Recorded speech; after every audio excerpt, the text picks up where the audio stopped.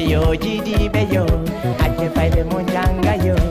e jande dina kana fay jande lekol wallay jande rewa musidɓe yiɓe assalamu aleykum wa rahmatullahi taala wa barakatu ka télévision meɗen Jama TV hikoranɗo en ga e Sénégal précisément ka capitale Dakar musidɓe men hiwri kom men salmini on ko adi ko men landi ke sayi ɗon e jaam onon e ɓeygureji mo Allah hara ɗum minen ka alhamdulillah e yetti Allah on tawde kadi haray hande kadi o wawi newnande en tummodiren e o émission meɗen needi e jikkuji men comme no andirɗen noon no wira noon ko saati kon no laati wonna kon ko saati kon no laati joni noon e ɗum ɗo watta e ɓaawo hay e gooto par ce que ɗen andi en fof meɗen e gonga koyente kon ɗo ka télévision ɗo culture yewtete ɗo politique yewtete ɗo sport yewtete ɗo économique yewtete ɗo ensuite piiji hewɗi yewtete ga ko tawata hara en fof e meɗen e wawa nafitorde o hay programme fi musique ɗum fop eɗen suuti ko ɓe woni e waɗanden ko machallah son imagini ma onon tigui on analyse on tawi no fanɗi ka siga muɗum wona e waɗede no wodi noon goy haalayɓe goɗɗum meɗen andi par ce que min noon émission ga on ko siga ɓe net mi faala ko siga ɓe net mi faala sumitotoɓe ɓe ley haala ko woni wo par ce que woɓɓe no jikkini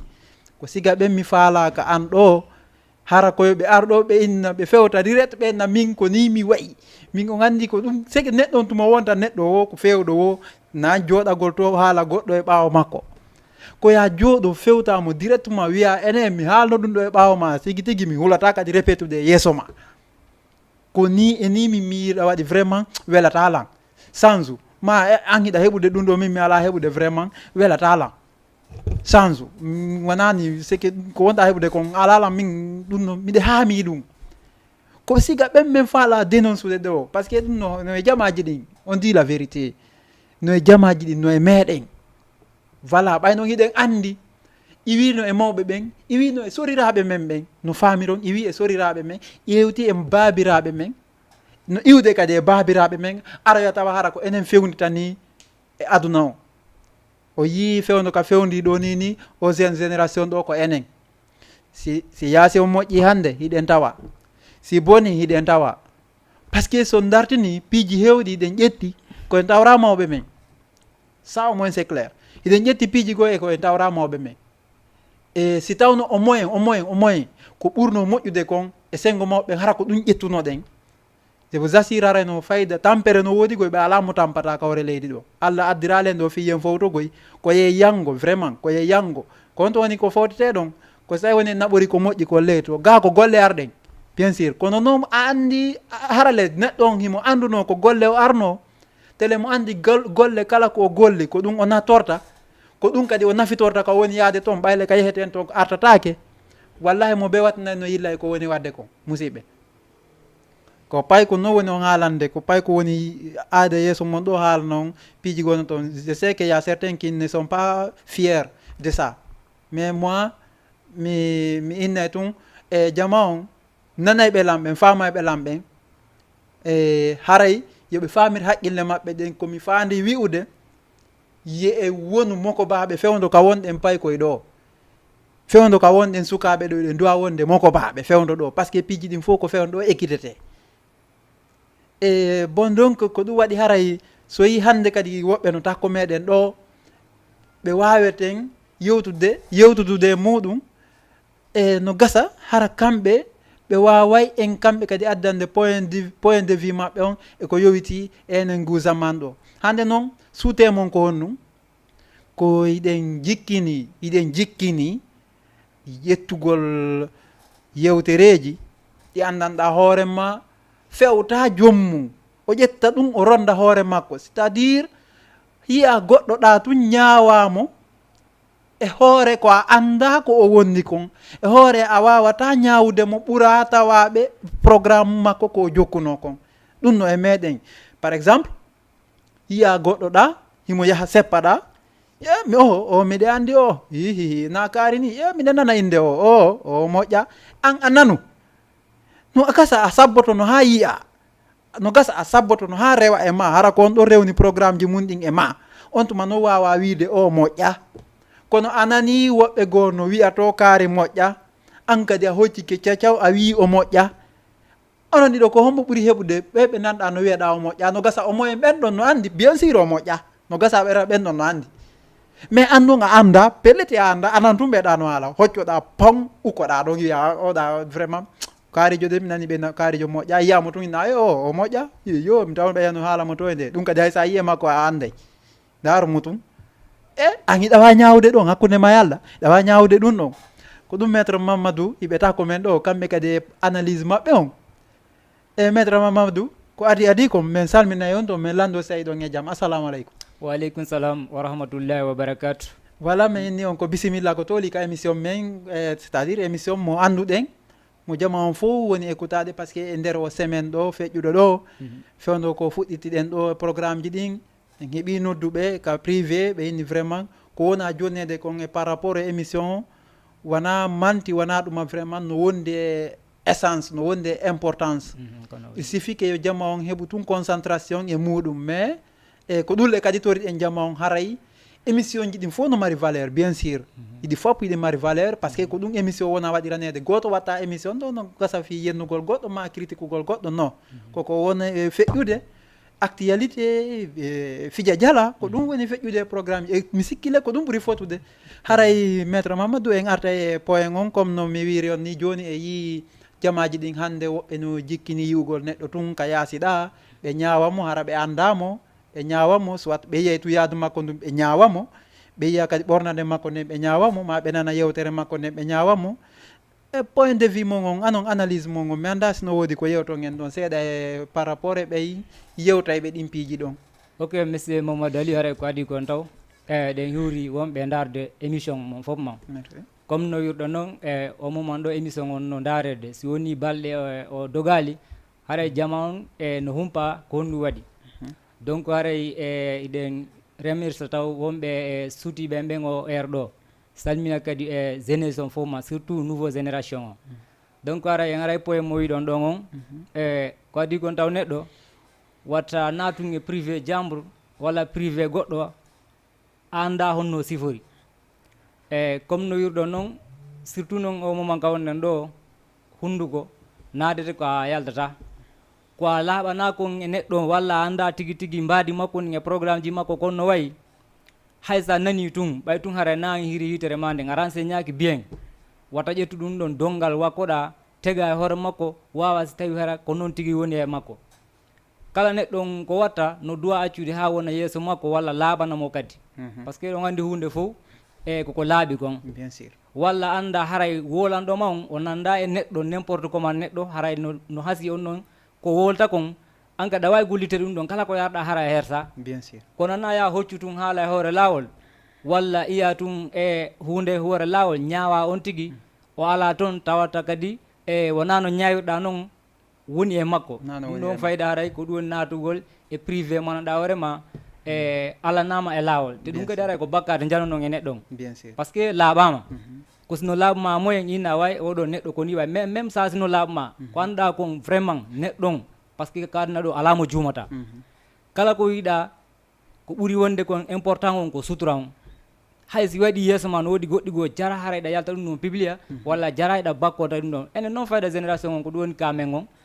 ko ɓurete weltorde ko sa yi copain jo ma no waɗi ko boni heɓa kisan bon ko wowla a wollatamo tant que mo waɗi ko moƴƴi mais so waɗi moins de erreur haray on ɗon fayda hay sa nangi refi ɗum ɗon haray no haalede toon quoi sutura on ɗum ɗon fayda en gayni dino e ɗum ɗon te noon haray na important e neɗɗon quoi ko adi neɗɗon il faut heɓa sutura quoi bien sûr merci il faut neɗɗon heɓa sutura bien sûr on nani ɗum ɗo vraiment ko ɗulle kadi neɗɗon ko ɗulle kadi holli ko neɗɗo c'est à dire neɗɗo mo wawata marde secret mo ala sutura par ce que goɗɗo o luttata tun wonde aade moƴƴo tun neɗɗo mbeno mari défaut c'est à dire neɗɗo be no mari ella mo mari kadi avantage c'est à dire wiyen avantage et inconvénient fino jama on famira mo mari nafa e mo mari ella hoy neɗɗo ko noon wayi ko noon Allah tagiri neɗɗo on kono mais si tawi woni gon o waɗi moƴƴere nden vraiment ko hana haalede ko moƴƴere nden mais si tawi woni o waɗi ko boni mi ɓuure tañƴinade an anduɗo pelletti o waɗi ko boni kon wata jokko e yeeyugol mo ka hoore laawol ayibinamo ka hoore laawol wata hulumo wata aaƴanomo par ce que komo ma neɗɗo be neɗɗo sa yii tun elle makko pour que yo anndo hi ko musidɗo wawɗo wama ko ya fewtumo haalanamo goonga on ko goonga on lutata no wiyede noon wona goonga kala haalete c'est à dire woɓɓen mi naniray no yewtira noon mais no woodi c'est à dire goongaji ɗin fof no haale ko woni wona ka woni wo goonga on o haalete mi anda so jam on faltiki goongaji ɗin ko fof keɗi haale kono mais no woodi goongaji hara wona ka woni woɗi haalete ko ya haaluɗi kadi hana haalede ɗon voilà haray ko ɗum ɗon holli ida haalana goɗɗo ida yewta goɗɗo goonga e nokkure tawata hara kaka o hersata mara c'est à dire a haali sa yewtimo a waajike mo fewndo on tuma vraiment ko sunnu arata e makko par ce que tagaɗo fewndo ka o moni ɗon exactement tawde den e ñomita e tout woni fewndo ka o moni ɗon fayda a doit ka arde ɗo inna a waajotomo directement on tuma c'est à dire o ala on tuma fayda ara a ɓeydanamo woni probléme quoi probléme voilà joni noon e sengo ɗon tigi meta haray e yiyay kadi par exemple woɓɓe comme ko point go toon woɓɓe ka réseaux sociaux ji ma n'importe où woɓɓe ɓen déjà si ɓe yima tum woɓɓe na e kaari no mettalan e o no mettanmi déjà taw si tawi woni ɓe heeɓi feere no ɓe ƴettira photo ma ɓe ƴettira numéro ma wiɓe no jarani ɓe ha yahugol e waɗa direct jokka yennugol ma hara ɓe postili photo ma ka réseaux sociaux ji manda si tawi ɗon kadi no woodi ko yewton e on point ɗon kadi voilà so tawi woni ɗo yiide ɗum ɗon kadi bien sûr monsieur Camara voilà ɗum noon no yiyeede te par ce que so ndaari fayda joni yeehi ha mawɓe men ɓen ɓe huuli en e on ka ɗon ɓe wullitike e on ka ɗon kadi par ce que wona ɓe mawɓe men laamiɓe nde exactement neɓali buy ka o coordination fulɓe haali fulɓe exactement kamɓe tigi ɓe haɓe ni surtout no leñolngol ɓe toriken fi Allah e on domaine ɗon ka soso région e on domaine ɗon yen ɗuytu hoyndeji ɗin ɗuyte wirtodirgol ngol par ce que no woodi ko ɗaɓɓirta mbuuɗi hay sa heeɓiɗi ara ala san siɗa ñamadi quoi so tawi woni en fof e ndaari en tawi ko ɓuuri kon fayda ko ɗon heɓata mbuuɗi ko tuma yennuɗa mawɗo o walla e wirtuɗa mawɗo o si yinna an on ko ɗon heɓata mbuuɗi fayda ɗi mbuuɗi sa heeɓiɗi ko waɗi ndi aransata kono haɗa ɗi aransa woɓɓe vraiment par ce que haɗa a wulli woɓɓe heɓɗa mbuuɗi walla wirtuɗa woɓɓe heɓɗa mbuuɗi to noon fayda enen jeunesse on fewnɗo ko ɓuuri kon ko ɗo ni bakkorde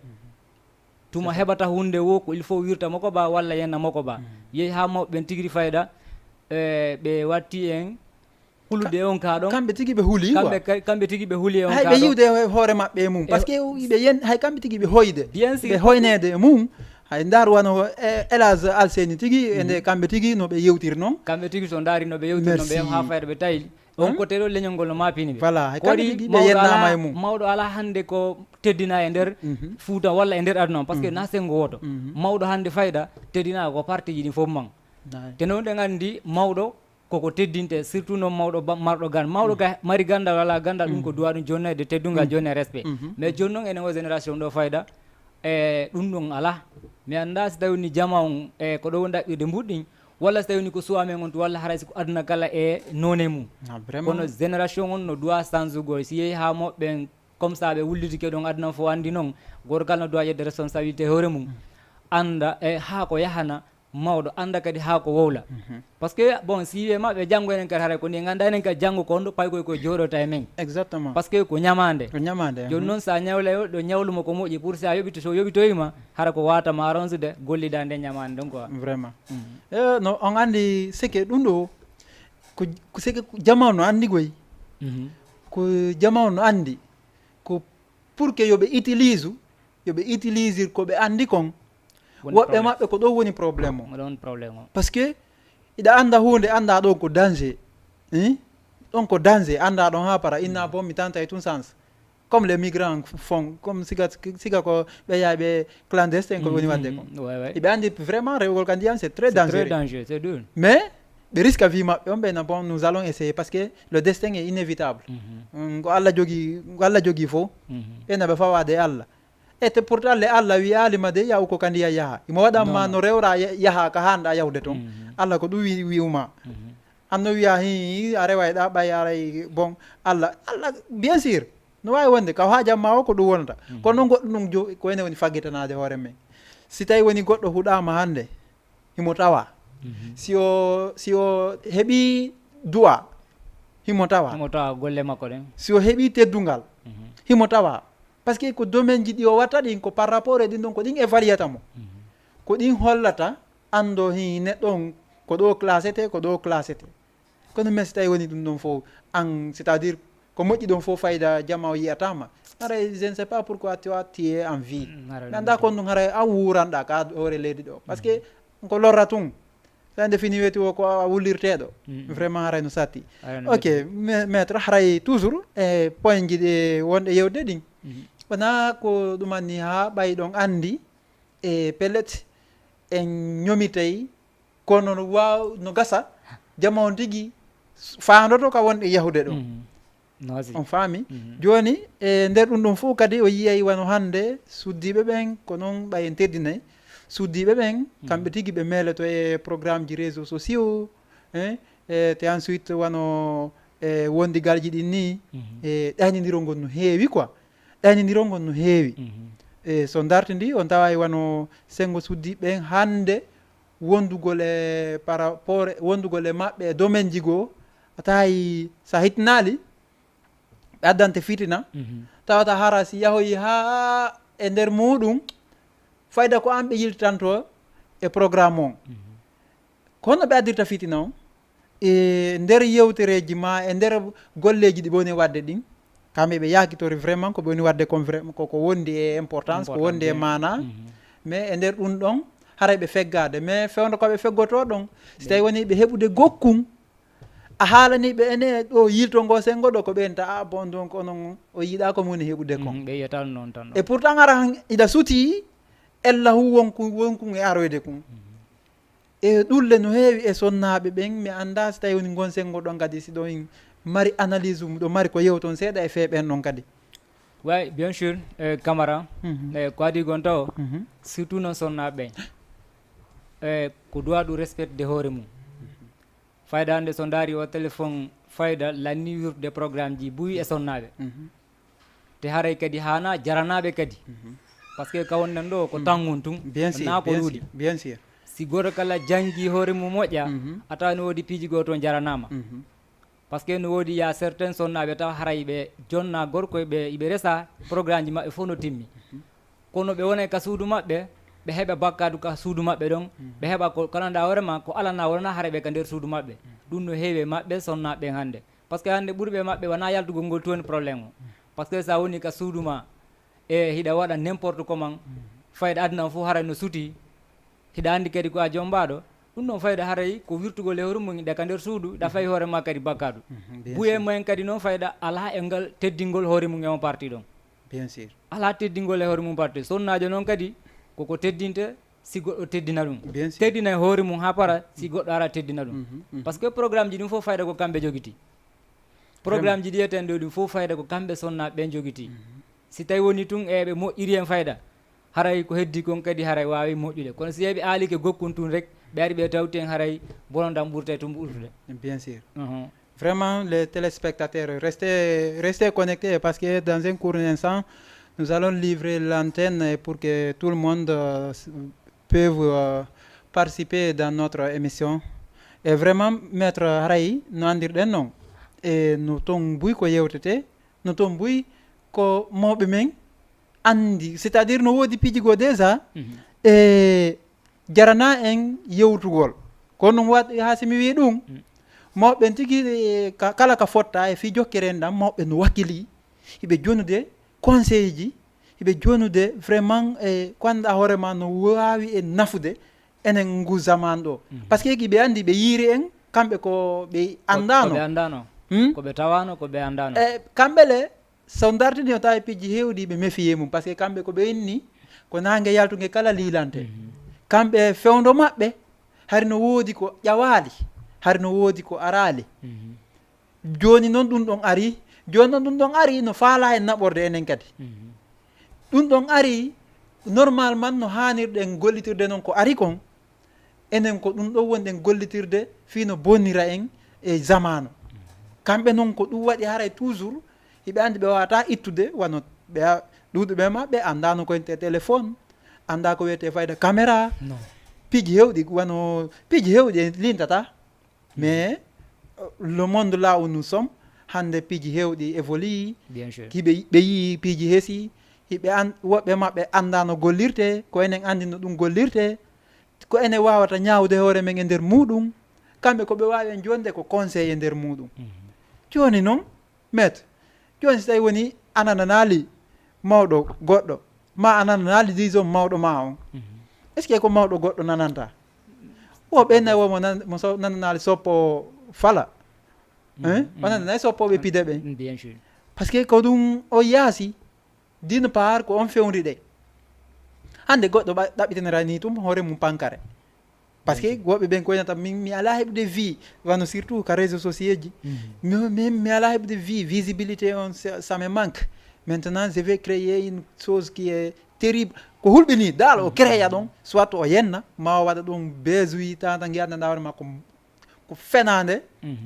wiire noon ta ko mensonge ta ko fenade o modifie fi yo heɓu yimɓe fi yo heɓu ɗuma e finalement e tawatara ɗum ɗon woni wonata ko nafimo est ce qu'on faami voilà toujours maître aray fewndo ka fewnɗen ɗo kadi en memay kadi sengo ka payko e hande par ce que o yii école ji ɗin udditi bien sûr domaine ji ɗin fof e yeru ko humpiti ɗen kon wano surtout ka men to no woodi wano Laguine no woodi école ji yandanɗa hoorema e déjà collège ji ɗin abandonnama on ɗon ɓe supprimi collège ji goo wonde haray jangganakoɓe ɓen ɓe fof ɓe saakiki ko honɗum waɗi ha ɓe saaki ko tawde haray jannaɓe ɓen si ɓe ari ɓe janni duuɓi ɗiɗi duuɓi tati ɗum ɗon fof ɓe heɓata ɓe ala heɓude c'est à dire ɓe ala gagnade wano brevet ɓe ala heɓude duuɓi ɗiɗi jokkodiray ɓe ala heɓude maintenant d'une part selon analyse mon on koye fayɓe ɓe woni ou bien koye jannaɓe ɓe woni donc monsieur Camara no wawi wonde côté ji ɗi ɗiɗi kala ɗo d' accord par ce que ko ɗum waɗi yaafe seeɗa so yimi addi on version ɗon du coup que ɓay étonnant tawde mi yii ka lycée abandonna wonde jangganakoɓe ɓen fof ɓe saakike quoi on faami tawde haray woni duuɓi hitande duuɓi ɗiɗi hiɓe wadde comment dirais hiɓe wadde brevet ɓe ala heɓude est ce que on faami joni noon ɓe tawi ɓay ɓe ala heɓude yoɓe ndaar koɓe ɗaɓɓiroya jande kelɗude ɓe wawa wonno paasude si tawi wona e maɓɓe woni voilà no wawi wonde hara wona e maɓɓe no wawi wonde kadi hara koye maɓɓe hara wona kadi e museɓe ɓen ɗa mi anda sino woodi ko yewton ɗon ko ɗum waɗi ha somi addi on point de vue ɗon bien sûr ko ɗum no waɗi amin on ɗon no wawi wonde e côté ji ɗi ɗiɗi kala parce que woɓɓe ne jikkini ñakkingol goɗɗo ma ñakkina para ara ɓe anda kon parce que n'oubliez pas nous sommes dans notre émission needi e jikkuji men voilà il faut préciser voilà joni so tawi woni monsieur Camara joni so tawi woni ka école woni wona 50 personnes e nder école on woni composition ari on école on fof ma 50 personnes on pasali ɗon no hasi no inne ko jannoɓe gollali on ka ɗon no wawi wiyede jannoɓe gollali par ce que 50 personnes on fof wata wonde haara ɓen ɗon fof ɓe ala courage janngugo walla haara ɓe ala expérience fi janngugo ngo bien sûr si tawi no woni e nder 50 personnes no woodi heɓɓe seeɗa yo élève ɓe kadi ɓe heɓal ɓe darto hoore mum par ce que no waɗi ya certain élève ɓe goo kadi si ɓe fayda wona janngol naɓataɓe bien sûr ko naɓataɓe kon fof haray no andi par ce que si tawi woni comportement janngo on fayda faynaki yaltuɗo no yaade janngugol on e yaltuɗo no yaade payagon fayda yeeɓe tun anda ɓayno ɗe nganndi fayda e génération on fewn ɗo voilà sa yalti a yehi janngugol a wonde téléphone ma a waɗa vocal fayda nde cours no waɗe walla no winde walla no expliqué harayɗa waɗa message fayda on no fiyo heɓuɗo goɗɗum ko probléme ko fayda ko ɗum ɓuri tardinde paari élève buyka men élève on fayda ko ɓuri kon tardinde ko o téléphone ɓuri tardinde buy ko o téléphone fayda yaltuno programme ji buyi tardi e jama on te jama on kadi occupé téléphone o fayda ko yahata ɗo joni tawa yimɓe no jooɗi no yewta fi no wurira walla no ɗumana non ko gol kala no téléphone mum on komo message concentré komo message walla mo bon walla mo ɗum ko ɗum ɗon du wata dogude rarement tawata joni 3 personnes 4 personnes 5 personnes no jooɗi hara ɓe wola en direct hara gol kala jogaki téléphone mum vraiment sa yaha tawa gol kala no uggini téléphone mum donc ɓen ɗon ko honno ɓe wata évoluerde wonno ɓe wolirta fino e aduna maɓɓe yarata goto kala ka téléphone mum goto halarta bon honno mi ƴettita kaye walla honno mi jangguita fayda ko tan téléphone on ɓuuri en ƴettude joni par ce que hay ka golle ma fayda woɓɓe ko téléphone on ɓuraniɓe hay fayda golle ɗen bien sûr so daari entreprise ji buuyi a tawi hiɓe teeri hay natugol téléphone ton par ce que ko ɗum waɗi sa naati e golle a ƴetto pose tawi woni golle ma ɗen fof a waɗi ka téléphone ko kariyan wawata andirde hay konɗa gollide kon bien sûr donc jama on ko tan on fayda tammum on fof man koye téléphone on te tan on joni no raɓɓiɗi fof kadi e ƴetti tammen on fof man e waɗi e téléphone on bien sûr donc ko ɗum adi probléme ji ɗi fof fewɗo non so dartini sigi ɗon net exactement so daari wono ka wonɗi en haale ɗon fiye programme téléphone il y a certains qui détiennent plus de 2 ou 3 téléphones hara ko goto joguitiɗi hara kanko tun jeeyani hoore makko est ce que vous voyez bon oɗa imo programme quoi oɗa ko ɗum ɗo gollata oɗa ko ɗum ɗo gollata c'est à dire kanko fayda o ala tan hay joɗodugol woɓɓe ɓe no toon ɓe ala calendrier quoi ta ɗon tan hay fuyi par ce que ala calendrier ɗin ɗon téléphone ji hayso ko téléphone goto sa par ce que no wodi ara téléphone goto no joytiɗa ɗo ɗa uditimo 2 whatsapp merci bon harana whatsapp on tum ɗamarimo sinop ɗamari ɗi fof man Instagram ya Facebook ya tout ya TikTok ɗin ɗon fof a woni a gollira ɗen nder journée est ce que a wawa janggugo goɗɗum walla est ce que a wawa waɗugo goɗɗum e ɗum ɗon ça ne peut pas être ɗon donc haray ko ɗum ɓuuri en tampinde o moment ɗo jama on si watna illa téléphone on fayda vie on satta e men moƴƴa vraiment téléphone no mari avantage no mari kadi inconvénient est ce qu'on faami no mari avantage no mari inconvénient c'est à dire so daari wano sengoji gon toon partie ji goo sen ƴetti en innayi téléphone on si a gollirimo few sengo ka nafa ka woni ɗon vraiment a taway aduna on an on iɗa jogui aljanna aduna a nafitoray par ce que hande wano recherche ji hewɗi wano cours ji joneteɗi ka école ji wano mots clé c'est à dire mot difficile sa heeɓi ɗum hande ko téléphone ma on tout lannotoɗa o addante fof programme o joɗɗa régula an andi ɗum ɗon no mari nafa mais ko hay ɗum ɗon koko ƴettante temps après ƴettana famille ma on kadi temps ɓe guure ma nden ƴettanaɓe temps so tawi woni ɗum ɗon fof no woni ala an hakkille maɗen fof ko connexion Facebook TikTok Twitter ko goɗɗo no ɓorni ɗum ɗo e mbaɗum no laaɓa ɗi basin ji o no rawni ɗi no ɓawli on a wawata wo senidirde programme ji ma ɗin nara no saddi seeɗa haray vraiment jama on no hani wattande yilla wawen andude vraiment mo be ka woni gollirde ɗon no duwa concentrade anda vraiment ko ɗum ɗo woni gollande koko nafatamo nafa jama makko mo wondi on haray en uddita e ante noon no gasa en heeɓa e participe ɓe e nder émission o e toujours ɓe wawa ɗumannade mais de toutes les façons haray no wireten noon komo be yo eto mo be andane ko moƴƴi kon mo be anditire ko moƴƴi kon si wonoyi a nawyima woni a ala par ce que kon ɗum sa acci sa awi ko moƴƴi ɓuret anƴinade ko ɓiɓɓe ɓen nanata weltoyto kon ɗum waɗi ko ɓenta baba ɓe hari baba o no nafi te ɗum no foti e nangol ɗum no foti e ɓiɗɗo fina nana ɗum nana ko baabe ma no wiye wondema hari baabe ma no yaade e jama o no mari teddungal himo gollay o ala naafigi yagal vraiment andi mbiɗon an kadi ɓe jannima hay mbiɗon ko ya watta yilla e hoorema te heɓa courage ɗon kadi merci yewte ɗon seeɗa a wawa ƴettugol an kadi hoore responsabilité hoorema ko waɗi neɗɗo be neɗɗo no yeeli heɓgo battane moƴƴo a jeune jo fina tawa e histoire baaɓe ma no haale ko réguli walla no haale tawata vraiment a wawa e fontagol ka wonɗa ɗon c'est très important an kadi yaaha janggo tawa ɓiɓɓe ma ka no remplace ɗum ɗon donc comme ko wiyeten ko yo Allah danden tour ronugol ko boni par ce que ko boni kon ɗum ɗon dal hay goto hiɗa ɗum ɗon vraiment hay si tawni e arde accident mais ko boni kon hay goto hiɗa ɗum ɗon ko ɓuuri wonde important on e neɗɗon ko battane moƴƴo on fina tawa vraiment tawa ko wona e haalede kon ka nokkure mon e fi mawɓe maɓe walla e fi famille ma on haɗa koko welinande te kadi haray ko joɗɗa ho fayda a hetata fi mum par ce que no wodi ya certain ɓiɓɓe goo tawata ɓe wata hay yaltude ka maɓɓe fi hon ɗum comportement mawɓe maɓe ɓawɗo walla e golleji mawɓe maɓe ɓawa par ce que goto kala goto koko golluɗa kon ko ɗum no wowlete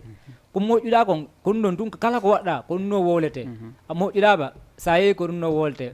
bonɗaɓa sa yeehi ko ɗum ɗo wolte par ce que ko ɗum ɗo gaccuɗa message mo accuɗa on ko on ɗon jama won janggude donc arɗo noon tawi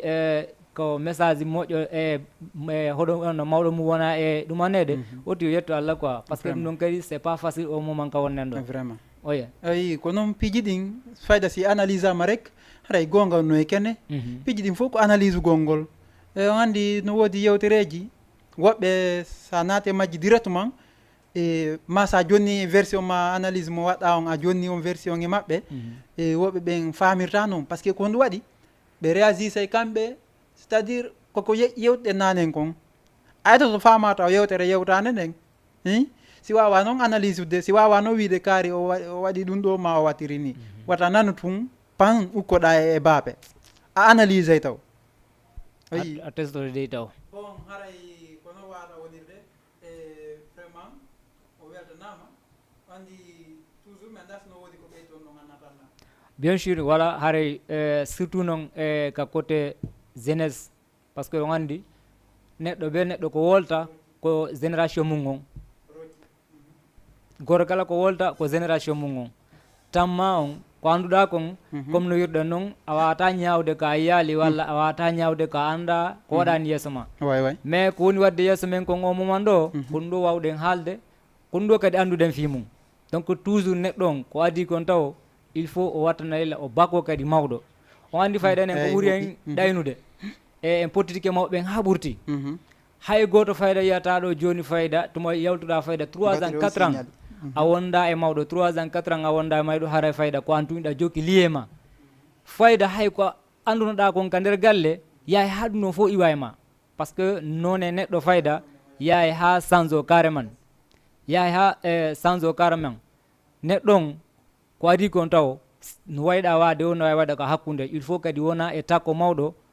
hettoɗa mawɗo wawa andude ko honno joguirtoɗa aduna ma walla wawa andude ko honno yarata ɗum mais enen noon o moment ka wonnen ɗo ɗa wonde ɗo fayda 4 ans 5 ans haray fayda ananali hay mawɗo e hettaki hay ɗuma mawɗo quoi donc ɗum ɗon ko erreur molanaɗo e jeunesse o moment ɗo ko ɗum addi erreur ji men ɗin tawata e vraiment o sahi mo wonɗen ɗo e ko wattanɗa illa o no fandi ko waɗi ñande fini yotoyɗen yiide koyen sikkano tawata ñande fino yotoyɗe yiide kadi walla ɗe nande e koyen sikkano ko ɗum waɗi e mawɓe buy ɓe ɓen vraiment aduna on hewti ganduɗa hoorema hay kamɓe tigui ɓe anda konto e sutiɗen ko waddi ɗum noon koko min non ko rek e hande ka wonnen ɗo tanji buy men hiɗen e bonni e programme aduna yeggiti piiji buy par ce que no woodi ya certain woɓɓe ilandema bimbi ha kikiɗe ɓe ala programme hay fush ɓe ala programme hay fushina téléphone si ɓe yi koɓe yenna si ɓe yi koɓe ɓe wirta si ɓe yi koɓe ɗumanno dal kamɓe programme maɓɓe on gadna ɗo ni fayda ka bononda woni ko ɗon ɓe ɓatti par ce que ɓe ala wiyoɓe accu hay sono woodi wiyoɓe accu haray ɗuman par ce que si yeehi ha mawɓe buynana noyinna min oɗo mi ronkumo momi heeɓi on mi ronkumo donc haray ko jamanu ɗo ɗum no woodi te ɗum kan no woodi en pagayi neɗɗo il faut jeeɗa anda ko honto jeeɗa anda kadi ko honɗum woni e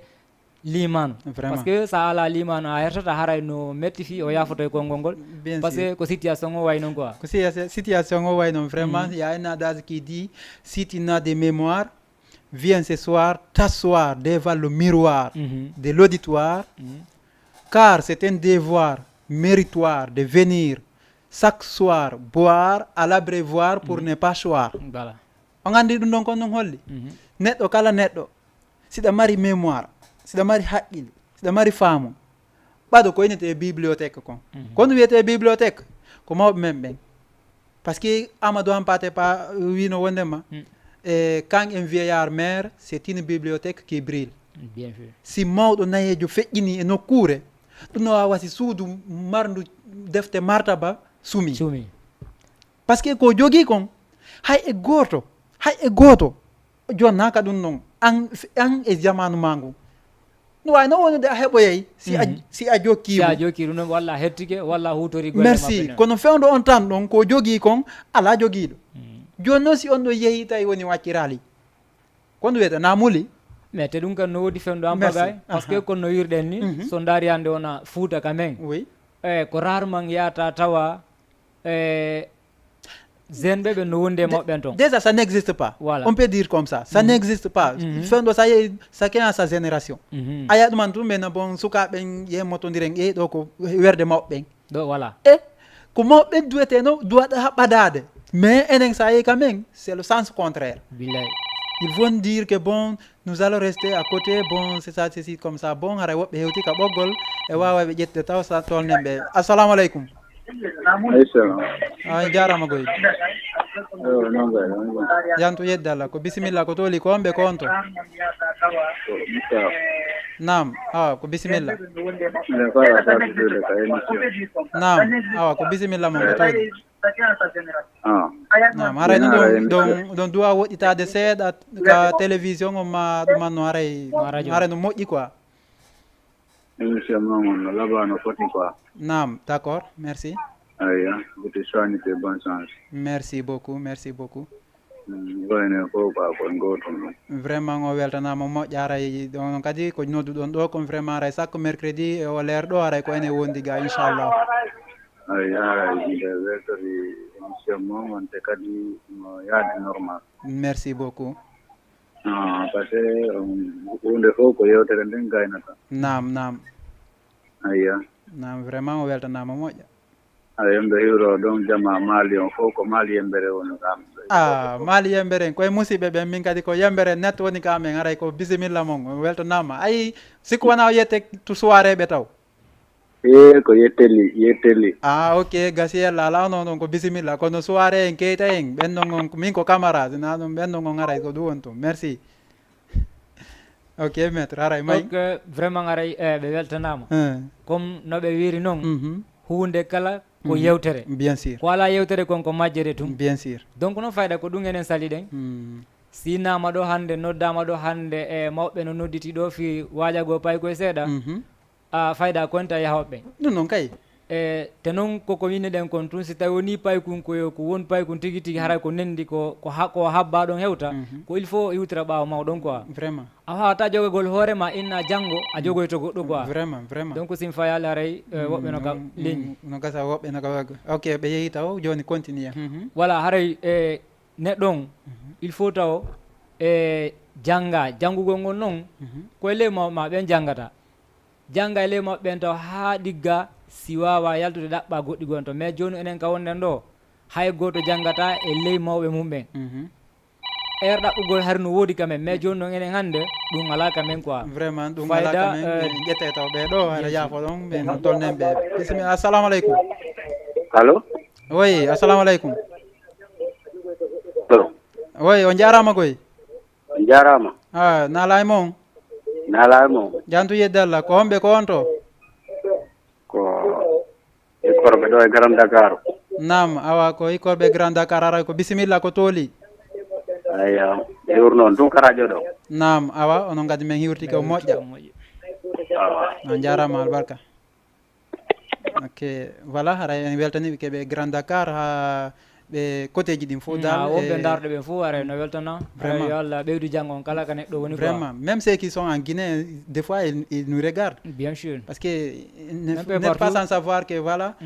l'application est à faire Facebook, YouTube. Il y a certains qui nous appellent des fois soi-disant que ouais ils nous écoutent, ils nous regardent depuis là-bas, depuis Angola. Ça aussi on reçoit ça de temps en temps quoi.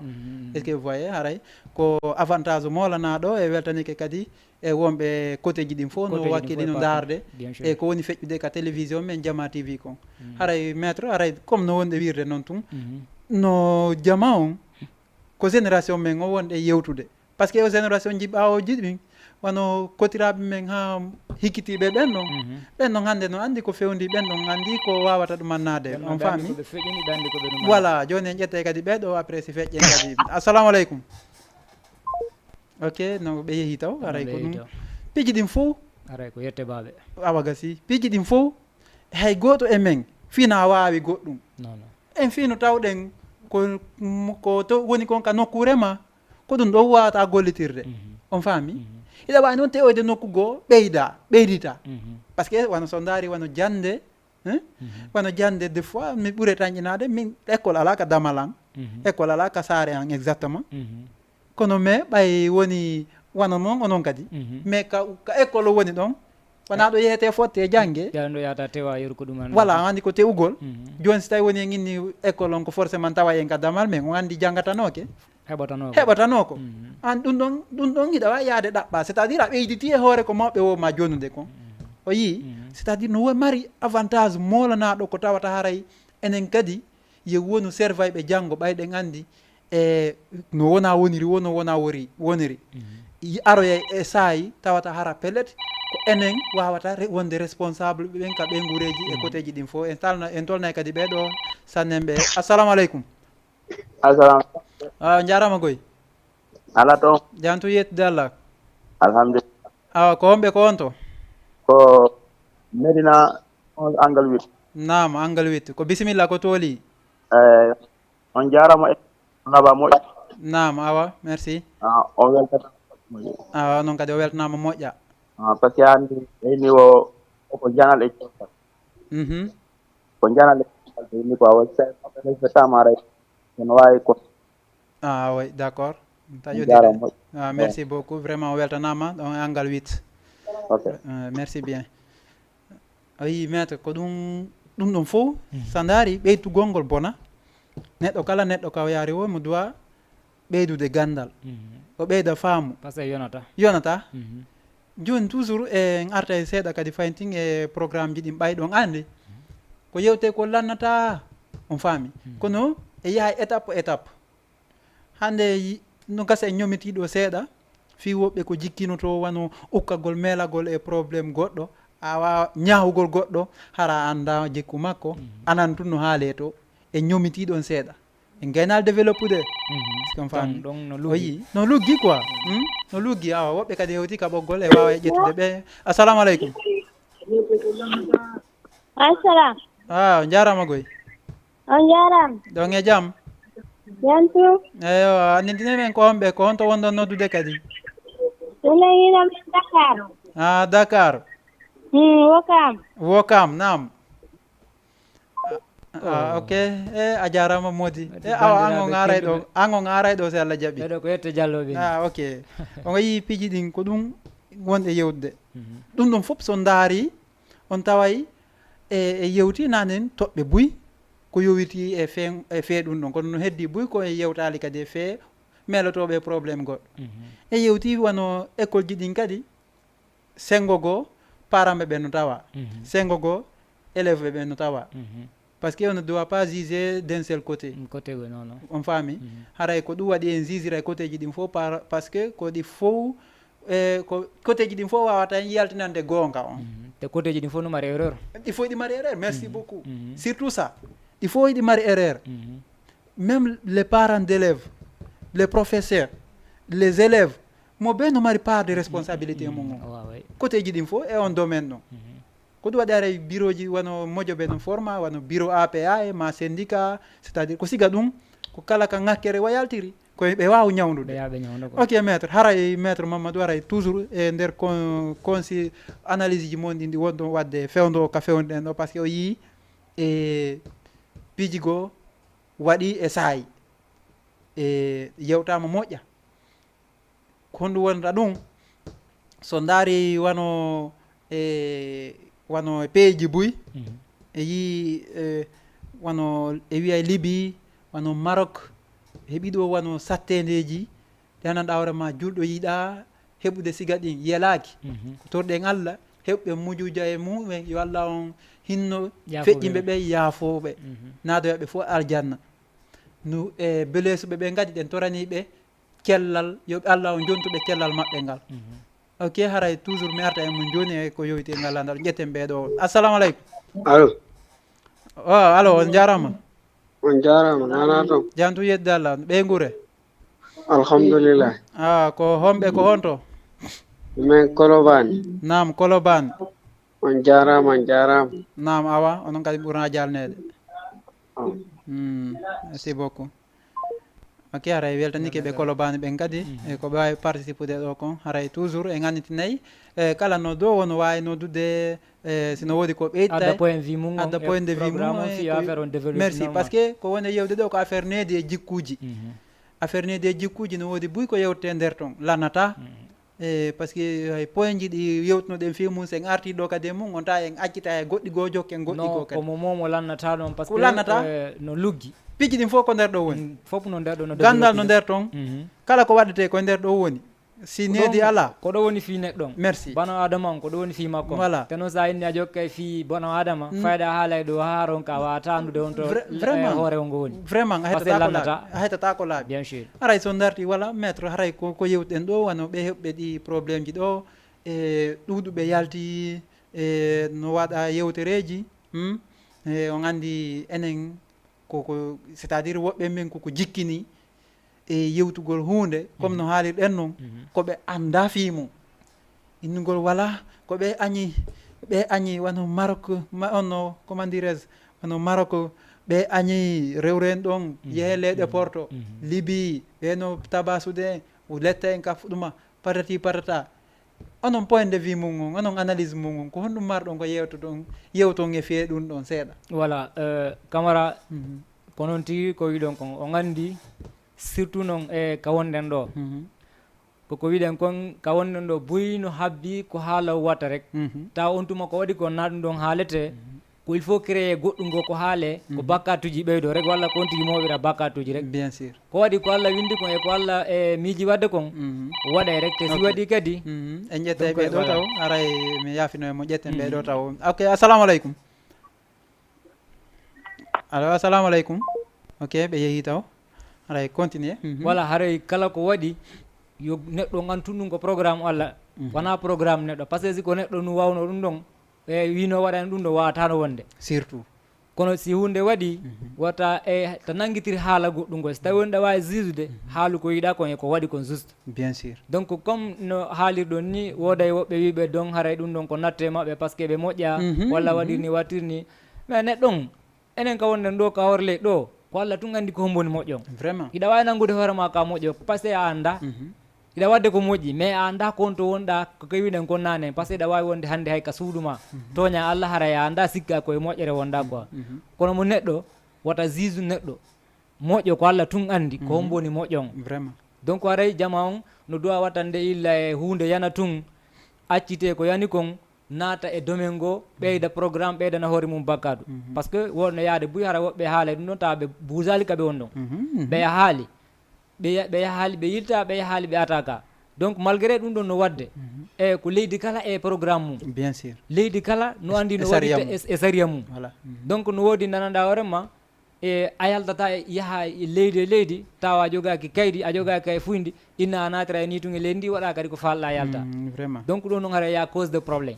kono so hunde waɗi ko ñawore Allah tefore Allah yon tigui nangu ɗum ɗon quoi bien sûr il y a un exemple très frappant par exemple so jetti wano ka Ghana parce que on a un peu eu renseignement en ce qui concerne Ghana Arno Essay je ne sais pas actuellement si ça continue ou pas mais Arno Essay tay hay ordure wano ñoogue a wawata hara ko gatore ƴakkuɗa ara ko gatoje ɗen ko nder mbuusu woni ngata yeru kum ko ngatuɗa ɗum furuɗa yeru kum kum furuɗa ɗon ɗo ya gayni kum furde dans 1 minute hara police hewti est ce que on faami ko tellement ko ɓe iɓe waɗi saria maɓɓe on hunde c'est à dire ko ɗo gayni en ɗo pays be e saria mum voilà leydi be e saria mum joni noon se ari o liya tawde ɗa inna an a ɗaɓɓay haalisi ɗaɓɓa ɗum e ɗum eto taw anda sariyaji nokkure nden ko ɗum non mankani en taw ko heewi e meɗen hewɓe men intention mum on mbi kat damal suudu mum ka yaltu ka suudu mum si Allah on newni jaɓi ko haalisi mon yahande liggintinta programme honno leydi ndi ɗaɓɓirte ko honno leydi ndi ɗumante joni noon sa waɗi ɗon erreur ngokku ganangama voilà leydi ndi no bagima e côté ɗo walla leydi ndi no waɗama par ce que so daari wona ka wonnen ɗo ko ɓay tun haray ɗo e sariyaji buyi kamɓe ɓe liggintinta ɗo si a yeehi ha naati nder ɗo fayda piiji buyi kadi ɓe lanta ko étranger il y a certaines choses qui sont négociables c'est à cause de ça sinon je vous assure il y aura beaucoup de gens qui auront des problèmes arano ɓe hotino sa est ce que on arano buyi nattanoma arayno ko c'est que piiji hewɗi jama on no faala iɗa faala hunde e junngo goɗɗo eto taw anda sartiji makko ɗin anda neɗɗo on taw neɗɗanke on taw ko falɗa mo falaɗa hunde nden e junngo mum eto andamo par exemple a wi pays e pays a ari e pays goo a wi e pays goo a ari e pays goo a andi sariyaji ɗi accuɗa ka maɗi si ari on pays mo arɗa e mum ɗon wata himme ma ɗe wontaw e ɗaɓɓere nden exactement par ce que ɗandi na sariyaji ɗi accuɗa ka ma to wala wona ɗi tawata ɗo bokka eto am musidɗo anda sariyaji ɗi arɗa ɗim taw ka mum ɗon ɓen ɓe arɗa ka mum ko honno ɗo wawata woni reede hara otigui fawñaki sariya on si a wawata janngude modi lando andi no woodi woɓɓe ɓe pangon ay sa yehi imagine ɗum noon c'est réel yehe bureau ji ya certain bureau sa naati toon pour que ya liɓu demandement ma goɗɗum go ɓe adda tun taw sariya on règlement intérieur on ɓe liɓa e hoorema paf jangga siko a wawɗo janngude sa janggi sariya sa janggi règlement intérieur en tun a anda e konto ko honno rewrata hara wuringa hara a tampali te a majjata te ɓe hollima lawol ngol si a anda ko yiyetoɗa ɓe mi anda joni noon ko lawol holngol otigui wata rewde ɗo ara fawñaki sariya on ɓen kadi no ɗon spécial ɓen kadi ko kamɓe haalandama no yarata noon ɓe guidama ɓe ɗowtama ha heeɓa faalema o même au niveau des aéroports maka port ji sa yeehi woɓɓe no jonna visa ma passeport janggata wawata janngude wawata lirude c'est à dire wawata windude est ce que on faami mais ɓe joni noon ko winda kon par exemple ɓeyna interdit d'uriner ici ɗo no haɗa yo tigui ar jicco ɗo hibba ɗo ndiyam mais an anda ko jangga anda ko windi kon andi siyana a heɓu haqqil landoɗa ko honto o tigui wawata yahude hibba ndiyam andi a yahay tun sa yi domaine num suuɗi kunko yaha ɗon bakoɗa ara joni noon a créani hoorema neɗa na anda ara trop tard on suuyi par ce que ko ɓen tan bon mo anda landoto kamɓe ko ɗum ɓe jogoto toon de sa anda tun lando sa wawata janngude iɗa mari hunduko sa landiki a majjata non landiɗo kala fayda sa allez-y o perdata landagol ngol ɗum wona wigol sa par ce que no woodi ya certain personne haray ɓe andi mais ɓay haray ɓe duuti seeɗa laaɓanaɓe ɓe landoto